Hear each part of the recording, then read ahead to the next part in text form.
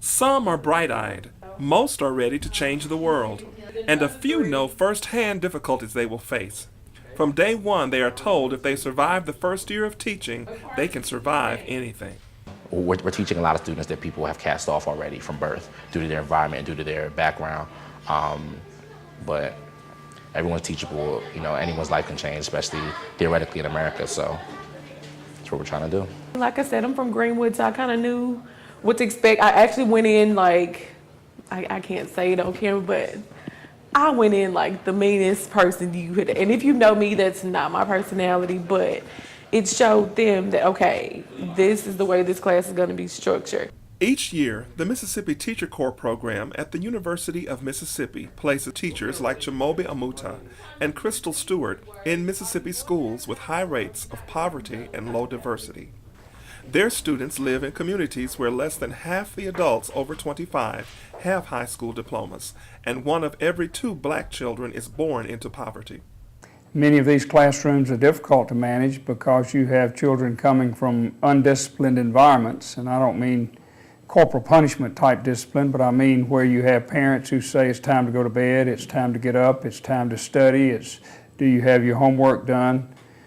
And many of them don't come from that kind of disciplined environment, and then they come into a school which operates with a disciplined environment or attempts to, and that often creates a volatile situation.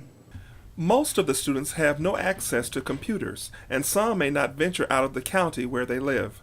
Amuta says his students aren't always convinced the real world is really out there.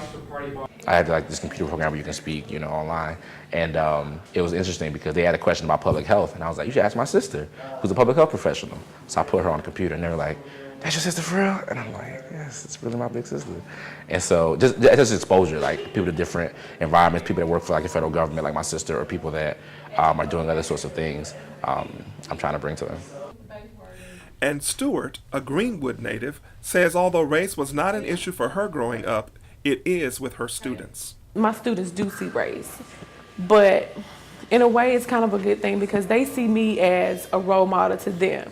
Like I'm able to reach my male students too because they see me as a former athlete. So I kind of have that bond with both the girls and the boys because they kind of both can relate to me. Although the program can be daunting and stressful, Stewart knows firsthand the impact teachers like her can have on students. She and her sister were both taught by Teacher Corps alums. I've had some students who, oh my God, they really express to me how thankful they are to have me, and I mean, no paycheck can reward you more than that. One of my classes wrote me a note, a little card at the end of the year about how much they appreciated having me, and we appreciate your knowledge of history and all this stuff, and it's good like that. Just as much as I want to teach them curriculum, I want to teach them life lessons and skills that they'll have forever. Since the program's inception in 1989, more than 400 Mississippi Teacher Corps participants have taught classroom skills and life lessons to an estimated 100,000 public school children. Many of these children don't have hope until they meet a teacher from the Mississippi Teacher Corps.